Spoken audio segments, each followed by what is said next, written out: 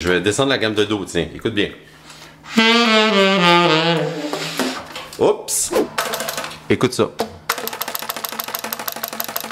Ça, c'est pas un son qu'on aime quand on est saxophoniste. C'est un son qu'on aime entendre de son saxophone. Alors, j'ai trouvé ce que c'était en fait, c'est simplement un petit feutre là, qui manque sur cette clé-là, ici, là. Je sais pas si tu peux voir, là ça focus. Ouais. Alors ici, là, en dessous de cette petite clé-là, là, il y a un feutre qui vient là et qui enlève l'espèce de bruit et probablement une usure prématurée du saxophone. Alors on veut pas ça et je l'ai probablement perdu là en quelque part en jouant là, sur une gig ou même ici. Alors il faut que j'arrange ça. Sauf que il y a une espèce de clé ici là d'ajustement qui vient jouer ici sur ce tampon-là. Alors, c'est un petit peu complexe, mais je suis un gars débrouillard, alors je me suis dit, je vais essayer de régler le problème, ne serait-ce que temporairement. Alors, j'ai des beaux petits feutres ici. Là, j'ai déjà fait le processus, mais je vais te remontrer ce que j'ai fait. Alors, c'est juste un petit morceau de feutre là, que je vais venir mettre ici, en dessous de la clé, pour que ça arrête de faire ce bruit-là. Et là, je te dis tout de suite, il est trop épais, là, on le voit, là. Alors, tout de suite, je vais enlever un peu d'épaisseur pour m'aider. Et je vais venir coller mon morceau exactement où il faut qu'il soit. Et, techniquement, ça va fonctionner. OK? Écoute, tu vois? Bon, moi j'ai un vieux saxophone, tu sais, il fait tout de même un peu de bruit, sauf qu'il n'y a plus l'espèce de bruit métallique qu'il y avait tantôt. Alors, là, moi, je suis tout fier là, de mon coup, et je me dis, ben, c'est cool, je suis pas payé débrouillard, hein, tu vois, je suis capable de réparer mon saxophone, au moins temporairement. Mais là, le truc, c'est que quand j'ai joué, ça marchait pas. Alors, je vais te jouer, je vais descendre la gamme de Do, tiens, écoute bien. Oups, on a un petit problème, c'est encore pire, que tantôt, parce que là, je peux même plus jouer, ok? Écoute bien ça, regarde, je vais essayer de te montrer que tu me vois jouer. Je triche pas. Il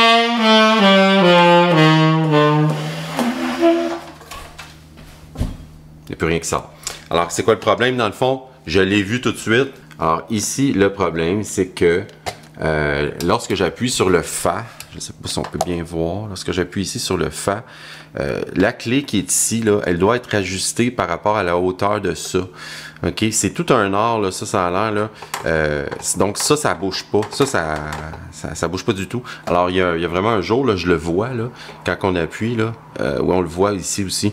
Alors, il faut que j'ai exactement la bonne hauteur de feutre, si tu veux, ou ajuster la clé, je présume.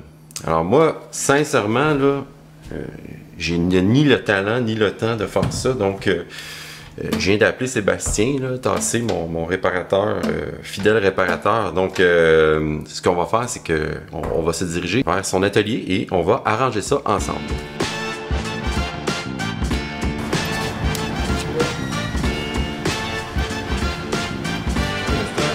Hey, ça va? Bien sûr?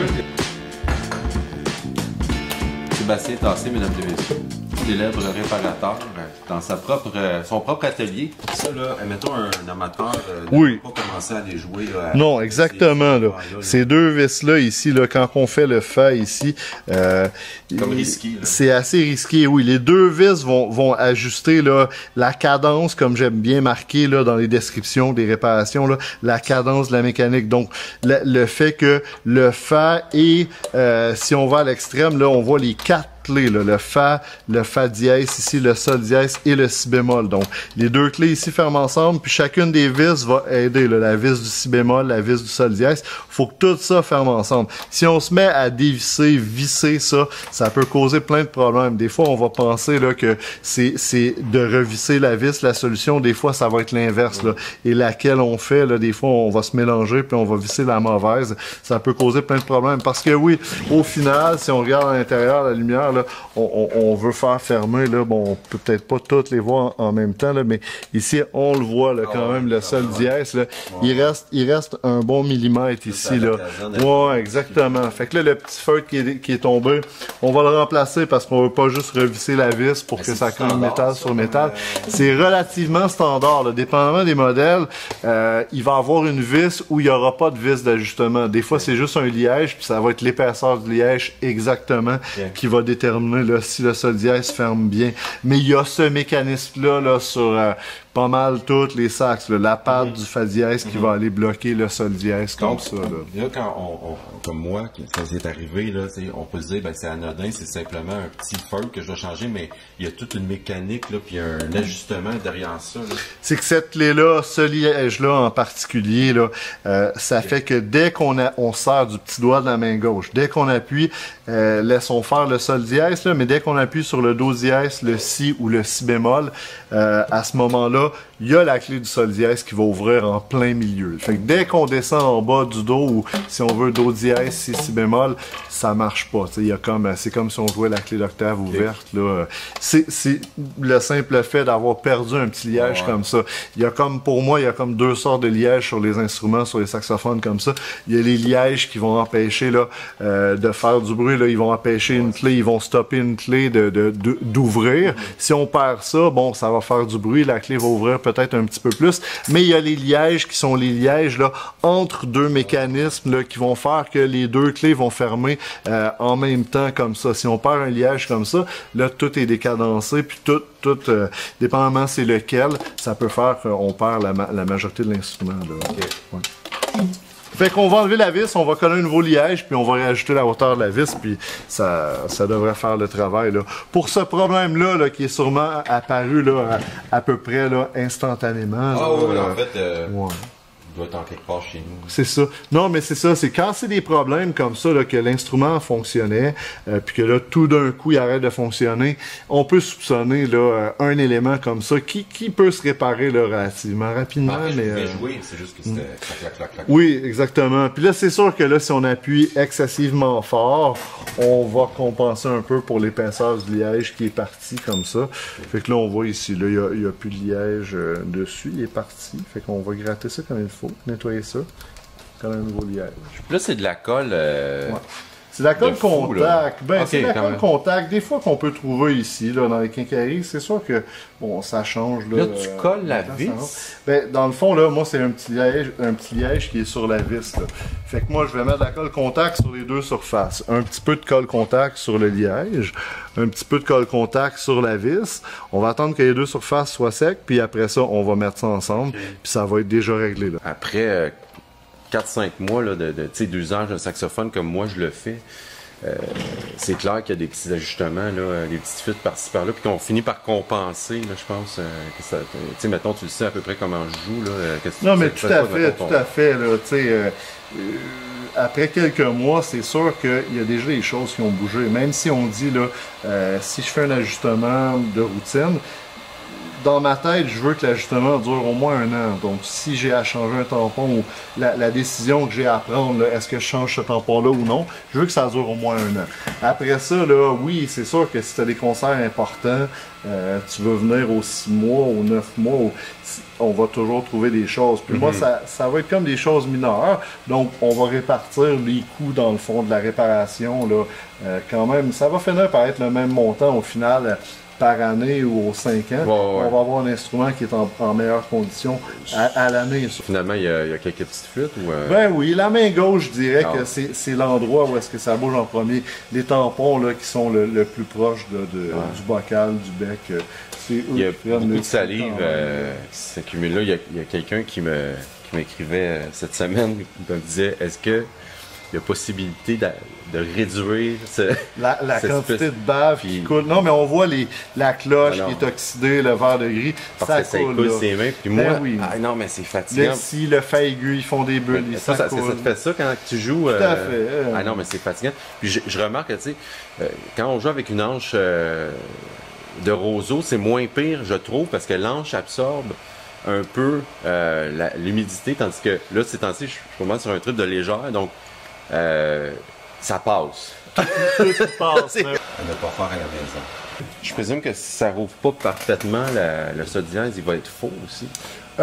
Oui, c'est sûr que si la clé fait juste là, à peine décoller là, la cheminée, là, ça va être stuffy, puis ça va changer l'intonation, la justesse. Ça va finir par changer la justesse parce que la colonne d'air est pas stable, il est comme à moitié ouverte. Là ici, je vais prendre une petite pince, là, c'est des trous là. On a déjà vu ça là, si jamais vous avez des ceintures des fois perforées ou si vous faites de la couture. Des petites des punches comme ça là, de grandeur là, spécifique. Là. Fait que moi je sais là, c'est à peu près l'avant-dernier la grosseur de la vis. Fait que je vais faire le petit punch rond là, vraiment pour y coller. Ok, la vis. Un petit point. La vis elle va bouger, puis là moi au bout de la vis, il y a un petit liège. C'est ça, c'est un liège. Moi j'étais certain que c'est un.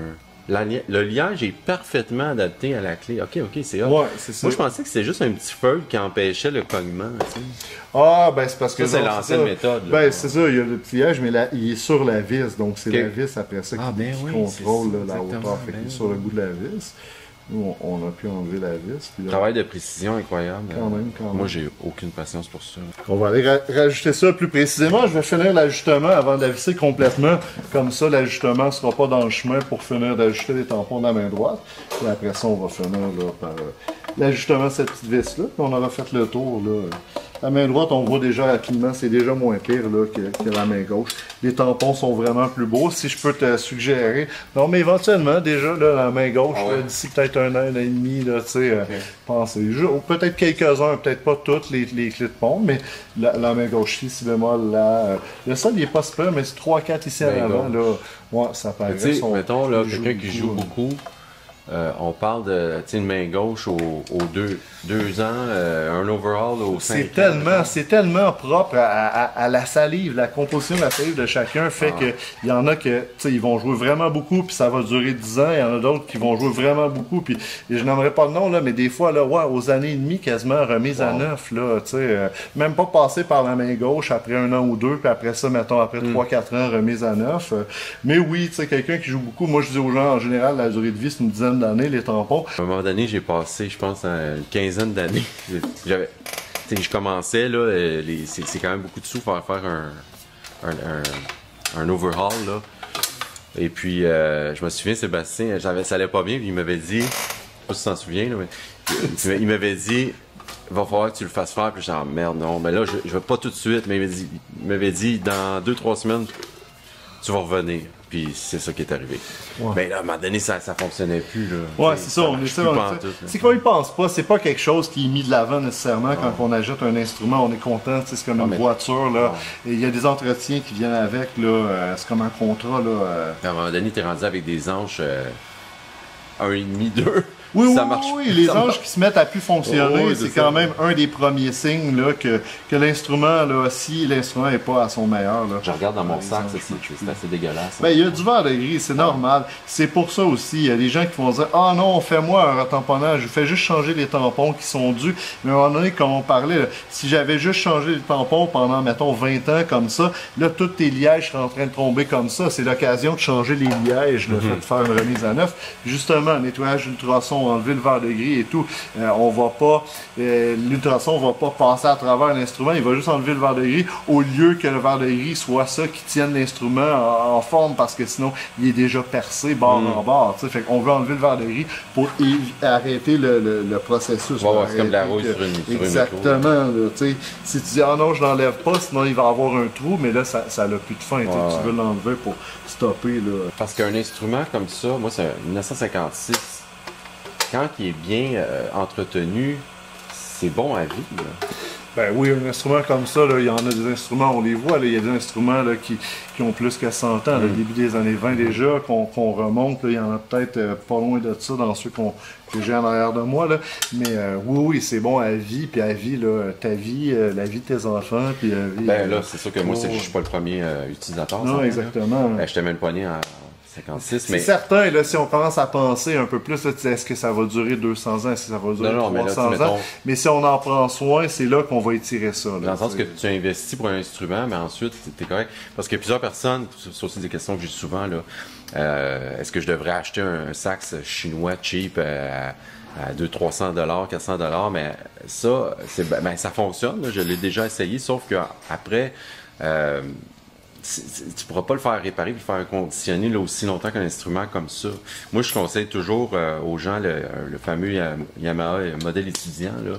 Moi, je trouve que personnellement, c'est la valeur sûre là, quand on veut commencer puis dire, OK, je vais quand même être capable d'utiliser le saxophone pendant plusieurs années avant de peut-être m'équiper d'un instrument plus professionnel. Je sais pas qu'est-ce que tu en penses. Ben oui, c'est certain. Moi, je suis de cette avis-là. Puis c'est que vous allez l'avoir quelques années, le Yamaha, admettons, là, puis après ça, tu vas le revendre. À la revente, tu vas avoir un montant intéressant versus un instrument le moins cher, tu n'auras rien à la revente. Donc là, l'investissement sur les quelques années, mettons le 5 ans du secondaire, souvent pour un jeune qui en fait, oui, tu revois la couleur de ton argent, ça t'aura pas coûté plus cher par année pour avoir joué cet instrument-là, là, qui est 2 fois, 10 fois meilleur qu'un instrument, mettons, de mauvaise qualité. Puis comme tu disais, oui, l'entretien, au final, c'est que l'entretien va être aussi coûteux, même des fois plus, sur un instrument de mauvaise qualité, parce qu'il y a des choses que... Ben oui, des fois, la finition est un peu mal faite. Il faut reprendre des choses, des cheminées qui sont mal limées. Il va avoir... c'est un petit peu mal fini. Donc même dans la boîte, quand ils sont neufs, faut passer des fois quelques heures dessus. Là. Donc la personne vient de l'acheter, ça fonctionne pas, elle s'en vient ici, elle l'a déballé la veille, puis finalement il y a 200 $ à mettre sur l'instrument. Là. Donc on s'en sort pas. L'instrument de qualité, ben, en général, il y aura peut-être une garantie qui vient avec ça. Il y a une compagnie derrière là, qui fait pas toutes sortes de choses, qui fait des saxophones. Il y a une accessibilité pour les pièces aussi. Là. Donc là, si tu veux mouiller ton hanche en plastique, c'est ça va être...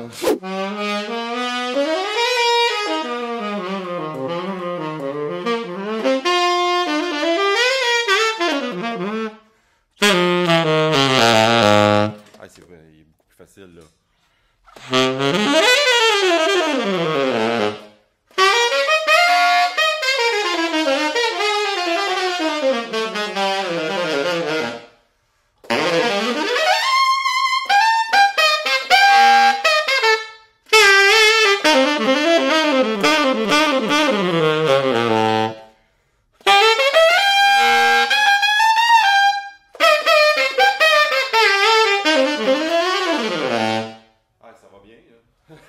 C'est vraiment cool. Ça a l'air de bien aller.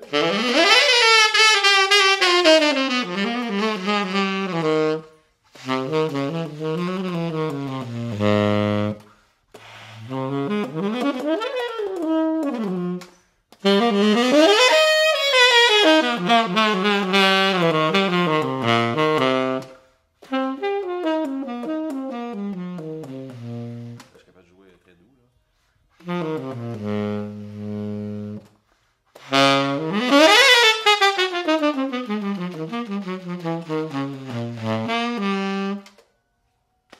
Merci Sébastien.